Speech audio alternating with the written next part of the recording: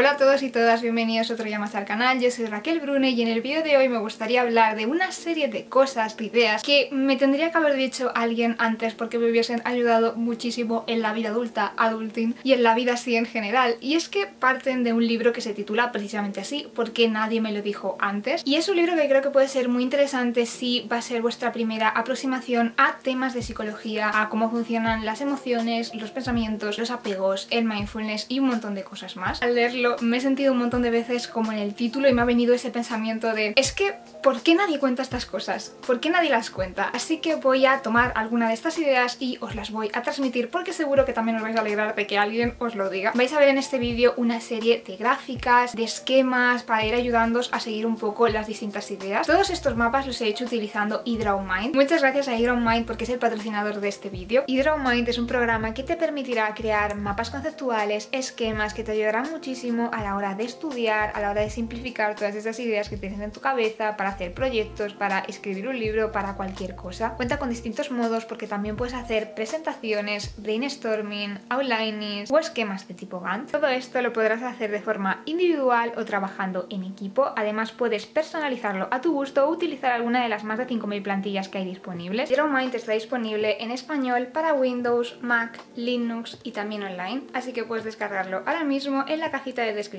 La primera idea y una de las que más me ha impactado es la de que nuestros pensamientos no son equivalentes a la realidad. Y yo había oído mucho esto de no somos nuestros pensamientos no nos definen, pero la forma en la que esta autora explica cómo los pensamientos tampoco definen la realidad me ha hecho pensar mucho, irónicamente, y es que nos explica que en realidad los pensamientos simplemente son opciones que nos plantea nuestro cerebro, un poco pues como uno de esos juegos, uno de esos libros en los que te van saliendo opciones de qué es lo siguiente que va a hacer el personaje. Algo así, el cerebro simplemente está continuamente procesando información de lo que ves, conectándola con cosas que te han pasado, conectándolo con toda la información que tienes y te va ofreciendo pensamientos que son alternativas y que tú no tienes por qué aceptar un pensamiento cuando te viene. Es decir, si tú algo te sale mal y pues por costumbre y porque es algo que te ha ocurrido, que has pensado en el pasado, de repente te viene el pensamiento de eres un fracasado, tú no tienes por qué aceptar ese pensamiento y decir sí, me ha venido el pensamiento de que soy una persona fracasada y por lo tanto es real. No tienes por qué tomarlo como algo que es cierto, sino que puedes pensar ok, mi cerebro me está ofreciendo una posible alternativa, una explicación y yo muy amablemente la voy a declinar. Un poco como cuando te sale una pantalla de estas de si aceptas o no las cookies de una página web. Un pensamiento no sería un poco algo así que aparece y tú puedes decir acepto las cookies o no las acepto solo las obligatorias, etcétera, etcétera. Y me parece una idea muy útil y muy reveladora y que va a cambiar por completo la forma en la que me relaciono con mis pensamientos a partir de ahora. Y además me ha recordado mucho a una frase que leí en un libro de María Martínez que pertenece a la escritora Anaïs Nin y dice que no vemos el mundo como es, sino que vemos el mundo como somos, y las dos cosas me parece que están muy relacionadas. Eso sí, hay una cosa que nos dice la autora que es importante que no caigamos en esa creencia de que todos nuestros pensamientos tienen que ser positivos, porque no es así. Va a haber pensamientos positivos, va a haber pensamientos negativos y es normal y no sirve de nada intentar por solo tener pensamientos maravillosos y estupendos. La segunda idea también creo que nos puede ayudar mucho en la manera en la que nos relacionamos con nuestro cuerpo, nuestras emociones y nuestros pensamientos. Es esa idea de que nuestras sensaciones físicas no siempre se corresponden con las sensaciones emocionales, sino que las causan. Tendemos a pensar mucho en que las emociones influyen a nuestro estado físico, ¿no? Si estás pues muy nervioso, por ejemplo, pues a lo mejor te da taquicardias o a lo mejor te duele la tripa, cada persona pues se le va a un sitio, ¿no? Puede ser que te dé pues tensión aquí muscular, pero a veces no nos damos cuenta de que también es al revés y de que un estado físico puede condicionar nuestro estado de ánimo. El cuerpo, cuando sientes algo, intenta buscar una explicación y va a buscar pues la explicación que tenga más a mano, y a veces tendemos a confundir una cosa con la otra y nos estresamos y pensamos que a lo mejor pues no estamos trabajando lo suficiente y tenemos que trabajar más porque estamos estresados, y a lo mejor esa sensación de estrés viene porque te has tomado un café muy cargado, porque no has dormido bien esa noche, porque tienes un pico de hormonas o cualquier otra cosa que no tiene nada que ver con tu vida ni con tu día a día, pero tu cerebro va a intentar rellenar esos huecos de alguna manera. Y yo me he dado cuenta de que realmente hago mucho de esto, que en cuanto me noto cualquier tipo de sensación, mi cerebro automáticamente busca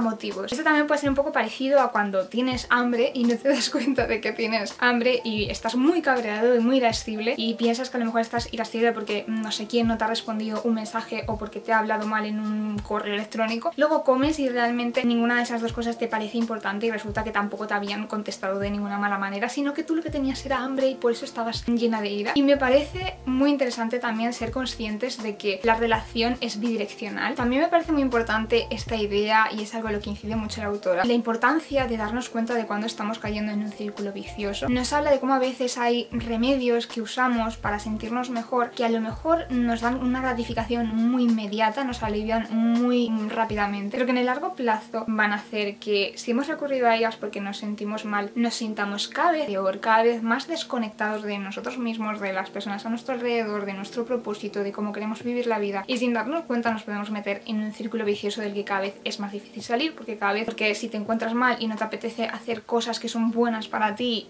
y hacer las que son malas para ti, cada vez te vas a encontrar peor, con lo cual te va a costar cada vez más hacer las cosas que son buenas para ti, etcétera, etcétera. Entonces nos anima mucho a identificar cuáles son esos remedios, esos mecanismos a los que recurrimos. Para cada persona va a ser diferente. Para algunos puede ser hacer un maratón de series, para otro puede ser quedarte en el sofá todo el día, para otros puede ser estar mirando el móvil continuamente. Y nos recuerda que es muy importante ser conscientes de cuál es el momento en el que tenemos que dar un paso atrás y decir, estoy entrando en este círculo vicioso, para ahorrarnos luego pasarlo aún peor. Otra cosa de las que habla en este libro, y que es muy importante también y muy básico cuando empiezas a aprender un poco sobre cómo funciona el cerebro, cómo interpretamos el mundo y demás, son los sesgos cognitivos. Y quiero destacar uno de los que habla, que es el filtro mental, y es ese fallo de fábrica, por decirlo de alguna manera, por el que nuestro cerebro pues a veces no ve las cosas en su totalidad, sino que tiende a ver un poco lo que quiere, lo que ya cree. Es decir, tú estás con una serie de creencias sobre el mundo, sobre ti misma, operando en el día a día, y vas a dejar pasar la información que de alguna manera confirme eso que tú ya crees. Por ejemplo, si tú piensas que eres una persona fracasada y te estás diciendo continuamente, a lo largo de tu día a día, cuando recibas una mínima confirmación de que eso puede ser cierto, cada vez que hagas algo mal, le vas a dar muchísima más importancia a lo que tiene, te vas a centrar en eso, lo vas a ver con total claridad. Y al contrario, cada vez que hagas algo bien, tu cerebro lo va a pasar por alto, lo va a dejar ir, lo vas a ver, lo vas a saber, pero no va a calar en ti de ninguna manera, lo vas a dejar pasar. Esto, por ejemplo, pues las personas que estamos en redes sociales lo podemos ver con mucha facilidad, ¿no? Cuando te dejan comentarios, 99 comentarios positivos y uno negativo, y tu cerebro automáticamente se va a ir al negativo y va a pasar por alto todas las cosas buenas que te han dicho, a no ser que te esfuerces por ver las buenas. También es verdad que nuestro cerebro pues parece ser que tiende a ver un poco lo malo exacerbado, porque es un mecanismo de supervivencia. Si hay algo malo lo tengo que ver para poder actuar sobre ello, y me parece muy interesante conocer estos pequeños fallitos de nuestro cerebro, que en realidad no son fallos, sino que están ahí muchas veces, no hacen que seamos al 100% racionales. La autora también habla de la atención como un foco que tú puedes dirigir con entrenamiento, porque esta es una de estas cosas que suenan mucho más fáciles que hacerlas, pero ella lo compara un poco como cuando están los actores sobre el escenario y según quién esté interviniendo, el foco va enfocando a uno o a otro, y nos dice que nosotros tenemos la capacidad de hacer eso, que se puede entrenar, que se puede practicar, y nos recuerda lo importante que es, porque al final donde ponemos la atención es algo que va a marcar nuestra experiencia vital. Nos dice que a veces tendemos a dejarnos llevar un poco por el viento, a no focalizar nuestra atención en nada en concreto, sino un poco ir reaccionando a lo que va sucediendo a lo largo del día. Pero también nos dice que podemos focalizar nuestra atención en lo que es importante para nosotros y nosotras. De nuevo, esto es mucho más fácil decirlo que hacerlo. Por ejemplo, te habla de que cuando tú empiezas a rumiar sobre un futuro negativo y que todo va a salir mal, tú puedes tomar ese foco que está puesto sobre el futuro negativo, voy a tomar este foco y lo voy a cambiar al futuro positivo, a pensar en qué podría salir bien, en un futuro en el que las cosas van bien, y que realmente tenemos esa capacidad, aunque no sea tan fácil cuando empiezas desde cero, pero el hecho de que nos recuerde, oye, tú puedes hacer esto y es algo que tú puedes manejar. Hay muchas cosas que no puedes controlar, pero tu atención sí puedes aprender a controlarla. Me parece algo muy importante que realmente creo que necesitamos que nos digan a menudo para recordarlo. Otro concepto fascinante del que habla la autora es del pensamiento egocéntrico, que básicamente nos dice que somos un poquito ombliguistas en general y que tendemos a pensar mucho en nosotros y a ver el mundo desde nuestro punto de vista, como si fuésemos centro y como si todo el mundo pensase realmente igual que nosotros. Y esto tiene ventajas y tiene inconvenientes. Por ejemplo, uno de los inconvenientes es que un pensamiento egocéntrico puede llevarnos a creer, asumir que todo el mundo opera en el mundo en base a los mismos valores que nosotros, lo cual no tiene ningún sentido. Un ejemplo que te pone es el de que tú interpretes llegar tarde a una cita como una falta absoluta de respeto y que para ti sea algo impensable. Entonces, cuando una persona llega tarde a una cita, tú asumes que esa persona te está faltando al respeto de alguna manera premeditadamente, ¿no? Te está vacilando en tu cara porque es como tú interpretas el mundo. Y a lo mejor esa persona, desde su punto de vista, sus experiencias, su identidad, su carácter, el hecho de llegar llegar unos minutos tarde es algo pues natural o algo a lo que no le da mucha importancia. Este ejemplo es un poco más intrascendente, pero es verdad que pensar así nos impide entender a las demás personas, nos puede provocar un montón de conflictos. No tiene sentido esperar que los demás vean las cosas y las valoren del mismo modo que tú. Y claro, esta idea del pensamiento egocéntrico tiene también ventajas, y es que si eres una persona a la que le cuesta un poco esa idea de socializar y demás porque siempre piensas en qué estarán pensando los demás de ti, el pensamiento egocéntrico nos ayuda a pensar que seguramente no está pensando en ti tanto como tú te crees, que al final muchas veces ese pensamiento egocéntrico también implica que le demos más importancia a qué están pensando los demás de nosotros, a vernos a nosotros como el centro del mundo. Impide un poco que veamos a veces a los demás, es decir, que nadie le está dedicando tanto tiempo a pensar en ti como para que te preocupes, y si piensan en ti pues va a ser un segundo dentro de su existencia. Y por otro lado también nos recuerda que al tener cada uno nuestros propios valores y experiencias, por mucho que queramos gustarle a todo el mundo va a ser imposible, porque incluso cosas que para ti son positivas de tu personalidad y que tú interpretas como algo bueno, va a haber una persona ahí fuera que por sus experiencias o por sus creencias va a verlo como algo negativo, así que es imposible que le agrades a todo el mundo y que todo el mundo sea compatible contigo, por lo cual no tiene sentido. No tenemos que preocuparnos tanto como nos preocupamos de lo que piensan los demás, primero porque no nos dedican tanto tiempo y segundo porque seguramente pues está proyectando en ti esas ideas de cómo son las cosas, que cada uno pues vivimos en nuestro propio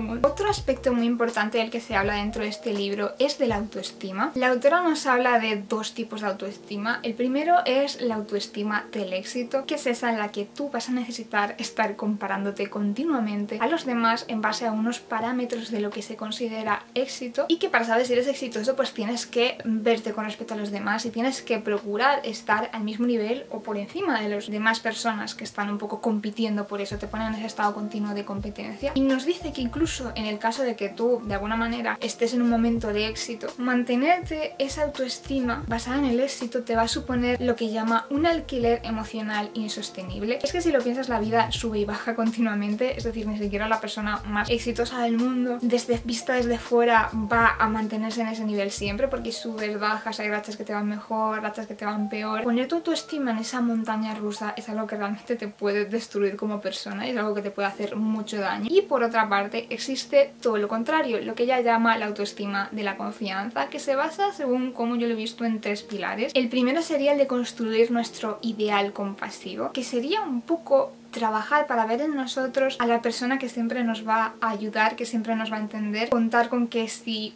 fracasamos o si las cosas nos van un poco regular en un momento dado, no nos vamos a machacar ni nos vamos a hacer sentir peor, sino que nos vamos a tender la mano y nos vamos a tratar como nos trataría un amigo y como seguramente trataríamos a un amigo si le pasas de eso, en vez de pues pensar, ah, soy un fracasado, tal, no, sino saber que vamos a ser la persona quien nos va a ayudar y que nos va a levantar cuando te trabajas. Ese ideal compasivo nos dice que nuestra autoestima mejora porque estamos más dispuestos a enfrentarnos pues a esa idea de fracaso, de que las cosas no salgan como queremos, porque vamos a estar ahí para nosotros. Otro de los pilares sería un poco vivir tu vida y poner tus prioridades no en esa idea de éxito, sino en tus valores, vivir a través de tus valores, pensar en qué quieres hacer, qué tipo de persona quieres ser, qué impacto quieres tener en el mundo, en base a lo que te importa, en base a tus valores. Y por último, nos habla de que también es muy importante para la autoestima la idea de ampliar la zona de confort y cómo a veces enfrentarnos a esas cosas que nos dan un poco de vértigo o que nos dan miedo, en lugar de quedarnos pues encerrados en nuestra zona de confort, sino ir ampliándola poco a poco, es algo que nos va a ayudar con nuestra autoestima, porque nos estamos enfrentando a situaciones nuevas, a retos. Vemos cómo realmente somos capaces de superar nuestros miedos, cómo somos capaces de hacer las cosas y cómo eso es algo que al final nos proporciona también mucha autoestima. Y relacionado con el tema de la autoestima, nos habla también en el libro de lo importante que es que no caigamos en las estrategias de evitación y de compensación cuando nos encontramos con algo que nos da miedo. Nos dice cómo cuando hay algo que nos genera inseguridad y miedo, lo mejor que podemos hacer es hacerlo. Que esto también pues suena mucho más fácil de lo que es, pero según ella es lo mejor porque hay una serie de conductas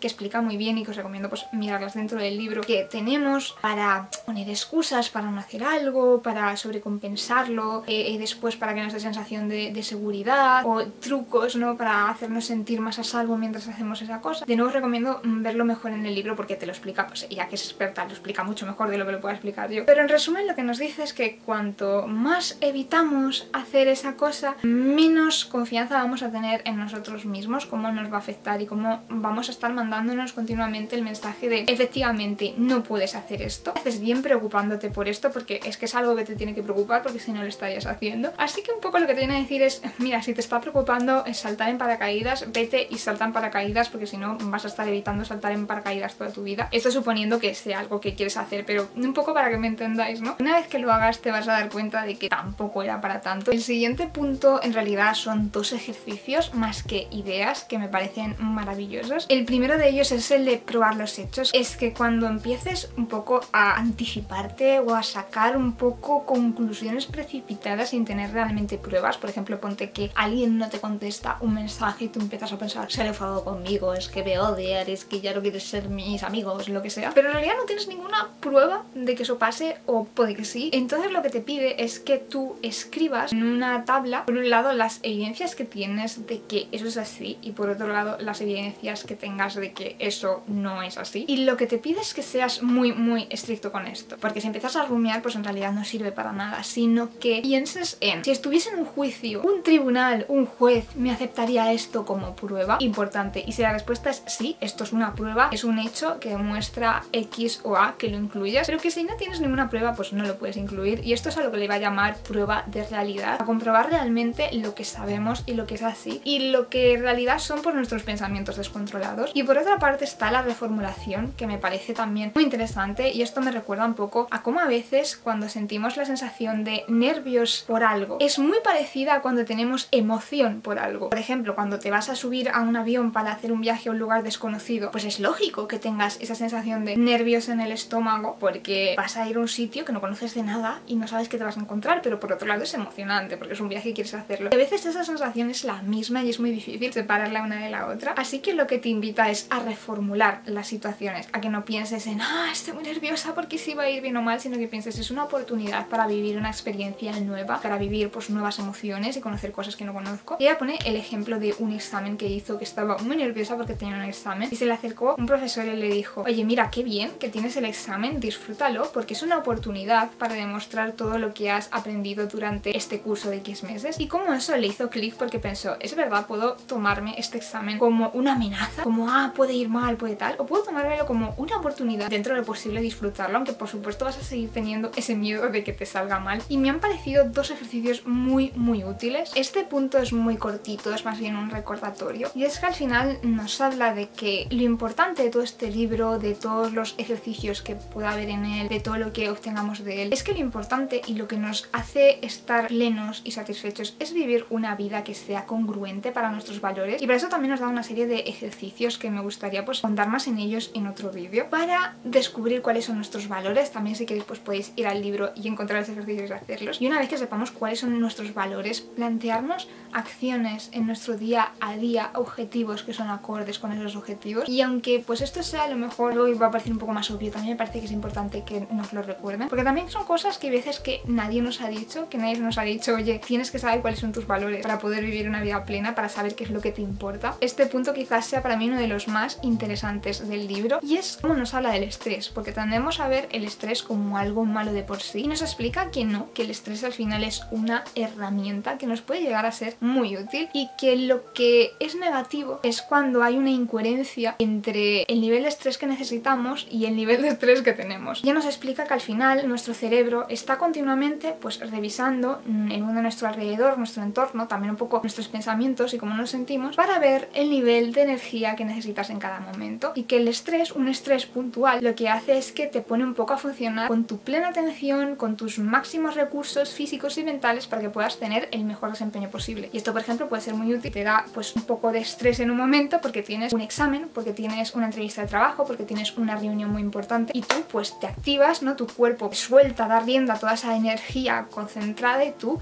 llegas a la entrevista, hablas súper bien y te desenvuelves súper bien y estás súper rápido y súper atento. Eso es un estrés en un momento dado adecuado. Claro, ¿qué es lo malo? Si pues este estrés se sostiene en el tiempo indefinidamente, vas a acabar quedándote sin energías, porque lo que nos dice es que el estrés requiere una energía que entra en el cuerpo, la utiliza y la saca pues en forma de esa atención, de ese que tu cuerpo esté preparado, concentrado, que esté en alerta, etcétera, pero que si luego esa energía no se repone, si no descansas y entra energía en tu cuerpo, vas a acabar lo que ella llama quemándote. Lo malo del estrés es cuando no se utiliza de la forma adecuada, digamos, cuando siempre estás estresado, cuando la energía que tenemos no es coherente con la situación. Por ejemplo, cuando quieres relajarte o irte a dormir y no puedes desconectar porque tu cerebro va a 1000 por hora, o al revés, cuando tienes que hacer cosas importantes y estás tan cansado, tan desgastado, tan quemado, que no encuentras las energías. Y me ha parecido muy interesante cómo nos anima a pensar en esa energía, en ese estrés, como herramientas que tenemos que equilibrar y que tenemos un poco que jugar con ellas y que saber gestionarlas de la manera adecuada. Otro truco muy útil que da dentro de este libro es que una cosa que nos puede pasar es que a veces sentimos estrés por cosas que no se canalizan en una acción. Es decir, que hay veces pues que ves el estrés y haces algo y ese estrés se va. Pero hay veces que no, que simplemente te has estresado y no hay nada que hacer al respecto de lo que te ha estresado. Lo que te recomienda es que quemes de alguna manera ese estrés, por ejemplo, haciendo ejercicio, que te vayas a pasear, a correr, a hacer flexiones, lo que tú quieras, pero que esa energía la saques porque si no se te va a quedar ahí y es, por ejemplo, cuando no te vas a poder dormir por la noche. Me ha parecido un truco muy interesante. Y curiosamente nos dice como una cosa que es lo contrario a una herramienta que nos es útil es la autocrítica. Como a veces tendemos a pensar que si somos un poco complacientes con nosotros y con nosotras, pues nos va a ir peor, porque tenemos que exigirnos mucho, tenemos que querer ser siempre mejores, tenemos que estar siempre ahí pues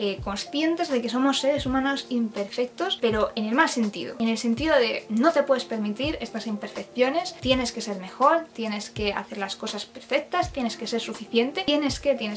Y nos dice cómo cuando nos salen mal las cosas, esta autocrítica no nos va a hacer las cosas mejor, sino más bien todo lo contrario, que nos puede llevar más que a mejorar, a autodestruirnos de alguna manera, porque nos explica cómo una de las emociones más dolorosas y que más paralizan y bloquean es la vergüenza. Si tú haces algo mal o si tienes la sensación de que pues algo no ha salido como tú querías y lo que haces es machacarte, vas a sentir muchísima más vergüenza y no vas a ser capaz de volverlo a intentar, porque la mera idea de volver a sentir esa vergüenza va a ser insostenible. ¿Qué es lo que nos sugiere que hagamos en su lugar? Ser autocompasivos, que no pensemos que estar exigiéndonos continuamente ser perfectos es algo positivo, porque es todo lo contrario, sino que se ha comprobado cómo las personas que son autocompasivas consigo mismas y que se dicen, bueno, pues esto no ha salido bien, no pasa nada, todo el mundo se equivoca, la próxima vez lo harás mejor, siéntete mal ahora, no pasa nada, pero reponte porque a todo el mundo le pasa, está bien, todo está bien. Las personas que se hablan así y que ese es su diálogo interno tienden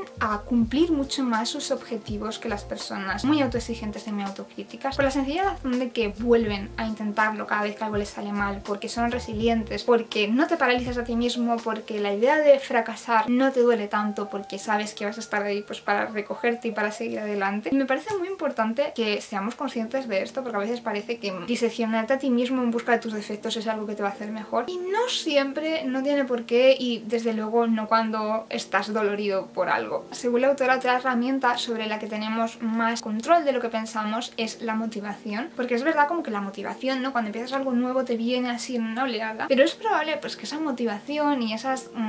ganas ahí de ponerte con algo puedan ir desapareciendo, y no siempre podemos contar con esa motivación para hacer las cosas. A veces tener rutinas y tener disciplina de alguna manera te puede ayudar más a conseguir tus objetivos que confiar en esa motivación, pero así nos dice que hay cosas que nos pueden ayudar un poco a encontrar esa chispa en momentos dados. Una de las cosas que recomienda, por ejemplo, es hacer ejercicio. Nos dice como el simple hecho de movernos físicamente y estar activos nos va a dar un poco sensación de empuje, de querer hacer cosas. Y hay otra serie de trucos que nos da, como por ejemplo el de tener una conexión con nuestros objetivos, es decir, no plantearnos esos objetivos y olvidarlos, sino recordarlos continuamente, recordar porque son importantes para nosotros, mantenerse con el objetivo que nos hemos marcado y con por qué nos importa, nos puede ayudar a mantenernos motivados. También el hecho de ir dando pequeños pasitos. Si te pones un objetivo gigante, por ejemplo empiezas a trabajar y dices quiero ser el CEO de la empresa, pues a lo mejor no es muy realista si acabas de entrar como becario y te vas a desanimar un poco y vas a perder la motivación muy rápido, y te anima a que te vayas poniendo poniendo objetivos pequeños, porque cada vez que logres uno de esos objetivos pequeños te va a animar a seguir al siguiente. Habla más de este tema en el libro, de luego os recomiendo ir, leerlo y verlo poco a poco, pero lo que me parece importante es también el hecho de ver la motivación no como algo así, como la inspiración que tenemos que esperar y que necesitamos, sino como otra herramienta más que podemos utilizar a nuestro favor. Otro dato muy interesante que nos da es que tendemos mucho a ponernos objetivos individuales basados un poco en lo que queremos conseguir, el tipo de persona que queremos ser, etc. Objetivos muy relacionados con nuestra individualidad, y nos cuenta cómo también es muy importante tener objetivos que trascienden un poco lo que es nuestra existencia a nosotros mismos, y cómo las personas que tienen también objetivos o que se centran en objetivos que están fuera de sí misma tienen una mayor calidad de vida y suelen sentirse más satisfechas en general con la vida, y esos objetivos pueden tener más que ver con el impacto que queremos tener en el mundo. No, por ejemplo, en mi caso, que escribo novela, un objetivo más allá de mí misma que me va a traer más felicidad y que realmente, pues por experiencia yo creo que esto es así, es el de pensar mi objetivo es escribir un libro que pueda hacer que las personas se sientan más felices durante un rato, que desconecten de sus problemas, que se olviden de ellos y que viajen un poco pues a otro mundo, a otra realidad. Ese es un objetivo fuera de mí misma que, según este estudio, me va a hacer mucho más feliz como escritora que objetivos más individualistas. Y me parece también importante